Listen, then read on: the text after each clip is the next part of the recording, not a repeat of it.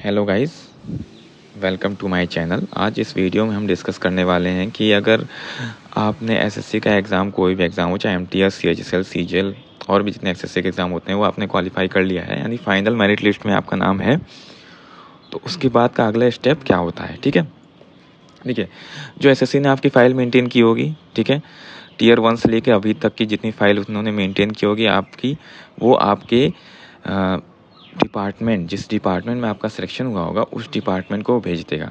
ठीक है, अब यहाँ से एसएससी का काम ख़त्म होता है और सारे जितने भी कम्युनिकेशन होंगे वो आपका डिपार्टमेंट करेगा। ठीक, सो पहले क्या होता है, आपका डिपार्टमेंट आपको कांटेक्ट करता है। ठीक है, चाहे वो किसी से रिलेटेड, जैसे जिस डिपार्टमेंट में मेरा सिलेक्शन हुआ उस डिपार्टमेंट ने सबसे पहले मेरे पास जो ईमेल आया और कॉल आई वो प्रेफरेंस से रिलेटेड आई कि यहाँ यहाँ ऑफिस है, आप अपना प्रेफरेंस दे दो कि आपको किस किस किस लोकेशन पे आपको जॉइनिंग चाहिए, तो उस हिसाब से हम आपको बुलाएंगे। ठीक है, तो मेरे पास ऑप्शन थे, मैंने प्रेफरेंस दिया, प्रेफरेंस भर के दे दिया। उसके 10-15 दिन बाद मुझे अटेस्टेशन फॉर्म का और जो अटेस्टेशन फॉर्म का ईमेल आया। ठीक है, जिसमें ये अटेस्टेशन फॉर्म अटैच था और एक और उसमें फ़ाइल अटैच थी जिसमें लिखा था कि आपको, मैंने उसका शॉर्ट वीडियो बनाया, आप देख सकते हो कि उसमें कौन कौन से डॉक्यूमेंट मांगे गए थे। ठीक है, और कब आपको ये अटेस्टेशन फॉर्म और डॉक्यूमेंट लेके कब आपको प्रेजेंट होना है। ठीक है, सो ये मुझे सॉरी, ये मुझे मुंबई की तरफ से आया था ईमेल। ठीक है, तो इसका मतलब मेरी ज्वाइनिंग मुंबई में हुई थी। ठीक, अब उसके बाद पॉइंट ये भी था कि मुंबई में भी 3-4 लोकेशन थे, मुंबई के अंडर भी 3-4 लोकेशन आती, जैसे मुंबई, पुणे, नागपुर, औरंगाबाद, अहमदाबाद। तो उसमें मुझे प्रेफरेंस भरना था। वो डिपार्टमेंट टीवी जब करने गया तो वहाँ पे मुझे भरना था, तो वो अलग से मैं एक वीडियो बनाऊंगा डिपार्टमेंट टीवी का एक्सपीरियंस कैसा रहा। ठीक है, सो अटेस्टेशन फॉर्म की इसमें बात करेंगे, तो ये आपको अटेस्टेशन फॉर्म फिल करना होता है और फिर वहाँ डिपार्टमेंट डीवी के टाइम आपको लेके जाना होता है। ठीक है, सो ये देख लीजिए अटेस्टेशन फॉर्म मैंने यहाँ ओपन करके रखा है। आपको क्या क्या भरना रहता है, यहाँ आपको फ़ोटो लगानी है, इधर आपको फ़ोटो लगानी है, यहाँ आपको अपना नेम लिखना है ब्लॉक लेटर में, यहाँ आपका नेम, यहाँ आपका सरनेम। ठीक है, फिर यहाँ आपको प्रेजेंट एड्रेस, यहाँ पे आप अभी रह रहे हो, यहाँ आपका परमानेंट एड्रेस। ओके, नीचे वाले में आप कब लिख सकते हो, ओरिजिनली और रेजिडेंट ऑफ पाकिस्तान। ठीक है, पाकिस्तान से हो अगर आप तो ये लिख सकते हो। ठीक है, अब यहाँ देख लेते हैं क्या है, ये क्या कह रहा है, particulars of places where you have resided for more than 1 year at a time during the preceding 5 years। मतलब पिछले 5 सालों में आप जहाँ जहाँ भी रहे 1 साल से ज़्यादा। ठीक है, पिछले 5 सालों में आप जहाँ जहाँ भी रहे 1 साल से ज़्यादा, वहाँ का ये यहाँ आपको इसमें भरना है। ठीक है, जैसे कब से कब तक कहाँ रहे ये भरना। जैसे आप समझ सकते हो कि अगर आप तैयारी कर रहे हो और 1 साल नहीं रहे, कुछ महीने तक रहे, तो वो आप मत भरना। 1 साल से ज़्यादा उन्होंने कहा है आप पढ़ने को। ठीक है, उसके बाद देख लेते हैं यहाँ आपका फादर मदर का सारा वो इन्फॉर्मेशन ही ले रहे हैं, ब्रदर सिस्टर का और वाइफ हस्बैंड अगर आप मैरिड हो। अगर मैरिड नहीं हो तो यहाँ पे अनमैरिड लिख देना। ठीक है, अब अगला चलते हैं।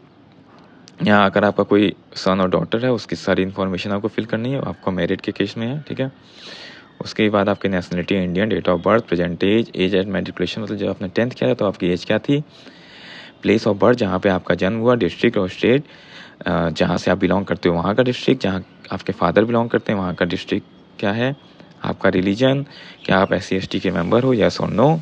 ठीक है, अगला देखते हैं एजुकेशनल इन्फॉर्मेशन, मतलब 15 साल की एज के बाद से आपने कौन कौन सी एजुकेशनल क्वालिफिकेशन अटेंड की है। जैसे कि मेनली आप यहाँ 10th 12th ग्रेजुएशन और पोस्ट ग्रेजुएशन अगर आपके पास हो तो वहाँ बढ़ सकते हो। ठीक है, डेट ऑफ एंट्रिंग, यहाँ अपना परेशान मत होना कि एग्जैक्ट डेट मैं कहाँ से लाऊँ। ठीक है, आपको ये आसपास की डेट लिख देना, मंथ लिख देना, ईयर आपका बिल्कुल परफेक्ट होना चाहिए।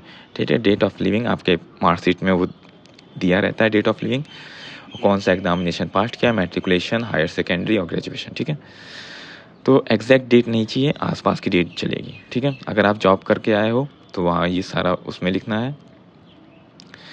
यहाँ क्या है आपका, have you ever been arrested, prosecuted, kept under detection, bound down, fined by court of law, ये सब चीज़ें मतलब आप अगर आपका कोई क्रिमिनल रिकॉर्ड पहले है तो आप यस नो करेंगे, ठीक है। मैं ये होप करता हूँ कि मैक्सिमम लोग का या नो ही होगा, ठीक है। उसके बाद यहाँ पे आपको 2 रिस्पॉन्सिबल पर्सन, आपके लोकेलिटी के जो 2 रिस्पॉन्सिबल पर्सन हो उनका नाम लिखना है जो आपको जानते हो, ठीक है। इसमें कोई घबराने की बात नहीं, बस नाम लिख देना चलेगा। यहाँ आपका साइन, डेट और प्लेस। उसके बाद ये इंपॉर्टेंट चीज़ आइडेंटिटी सर्टिफिकेट। CHSL में मेनली आइडेंटिटी सर्टिफिकेट होता है। MTS का भी मैं अटेस्टेशन फॉर्म आपको दिखा दूंगा, वहाँ आइडेंटिटी सर्टिफिकेट नहीं होता है, ठीक है। सो ये आप किससे साइन करा सकते हो, ये दिया हुआ है गैजेटेड ऑफिसर से, MLA, MP, MLC, SDM, तहसीलदार, principal, head master, post master, panchayat inspector, ठीक है। मिली जो आपको जानता हो, और यहाँ वो भी लिखना होता है कितने सालों से वो आपको जान रहा है, ठीक है। तो उसका साइन लग जाएगा, डेजिग्नेशन में आप उसका स्टैंप लगवा लेना, ठीक है, डेट और प्लेस, ठीक है।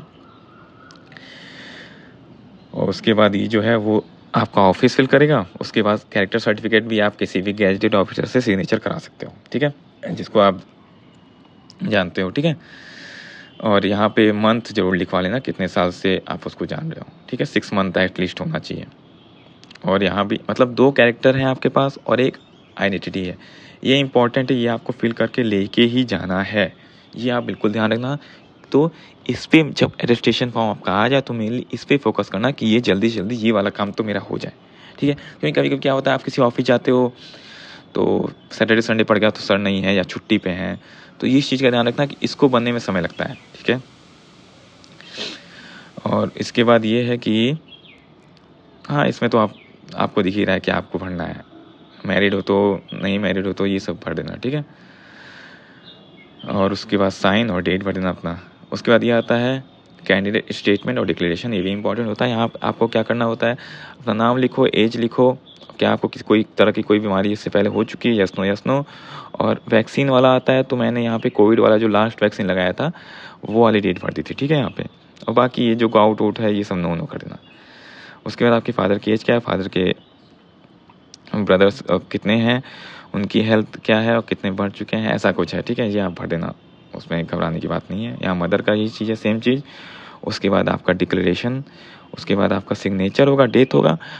और यहाँ पे आपको मेडिकल सर्टिफिकेट, पहले तो मेडिकल जांच करानी पड़ेगी किसी भी सरकारी अस्पताल से, ठीक है। मैंने वो कराया, मुझे एक फॉर्म दिया गया, मैंने यूरिन टेस्ट, ब्लड टेस्ट और ECG कराया। इतना ही करा के मैं सर के पास चला गया जो साइन करते थे, उन्होंने पूछा आपने जांच कराई है, तो मैंने दिखा दिया हाँ ये जांच कराई है। तो उन्होंने सीधे कुछ नहीं पूछा, सीधे साइन कर दिया यहाँ पे, और फिर दूसरे ऑफिस में भेजिए जहाँ पे मोहर लग गई DMO की। बस यहाँ पे मैंने अपना साइन कर दिया, यहाँ पे डेट भर दिया, बस सिंपल था, लेकिन 2 दिन का प्रोसेस था ये। यहाँ भी सेम सर का साइन हो जाएगा और यहाँ पे मोहर लग जाएगी, ठीक है। और यहाँ पे अपना फ़ोटो चिपका देना, यहाँ अपना थंब और सिग्नेचर लगा देना, ठीक है। यहाँ पे जो भरना है आप भर लेना, वो आसान है। तो मेडिकल में 2 दिन लग जाएगा और ये कैरेक्टर और आइडेंटिटी में आपका समय लगता है, तो इस बात का ध्यान बिल्कुल रखना। और ये लास्ट का पेज है, अंडरटेकिंग भरना होता है कि सारी इन्फॉर्मेशन जो मेरे द्वारा दी गई है वो सही है, ठीक है। यहाँ प्लेस डेट भर के सिग्नेचर और नेम लिख देना, ओके। तो ये आपका अटेस्टेशन होता है, ये आपका प्रोसेस होता है, यही आपको लेके और इसका फ़ोटोकॉपी फिल करने के बाद फ़ोटोकॉपी ले लेना और यही लेके आपको जाना होता है, ठीक है, DV कराने डिपार्टमेंट के जो DV करता है, ठीक। बाकी अगला वीडियो मैं उससे रिलेटेड बनाऊंगा कि मेरा डिपार्टमेंट DV का एक्सपीरियंस कैसा रहा, ठीक है। और MTS का भी मैं अटेस्टेशन फॉर्म का एक वीडियो बना दूंगा कि क्योंकि उसमें कुछ चीज़ें अलग होती हैं CHSL से, ठीक है। सो यही आज का वीडियो था और थैंक यू फॉर वॉचिंग।